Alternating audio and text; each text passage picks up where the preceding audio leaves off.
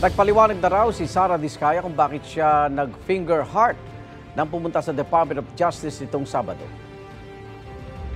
Sir, did she apologize?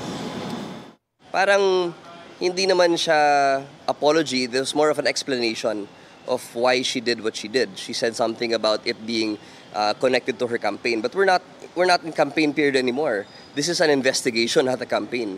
Siyempre hindi maganda kasi this is a serious thing This is not a photo op. It's not a good gesture. But definitely hindi dapat maulit 'yon. Kahapon bumalik sa DOJ si Sara Diskaya at asawa niya si Curly para sa case build-up kaugnay sa questionabling flood control projects. At sa DOJ, nagsumiti ulit ng mga dokumento ang mga Diskaya para maipaliwanag ang lawak ng kanilang mga proyekto, paano nakuha ang mga kontrata at nagawa ang mga yan sa buong bansa.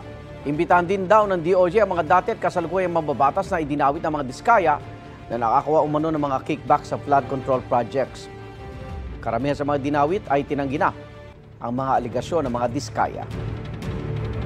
Igan, mauna ka sa mga balita, mag-subscribe na sa GMA Integrated News sa YouTube para sa iba't ibang ulat sa ating bansa.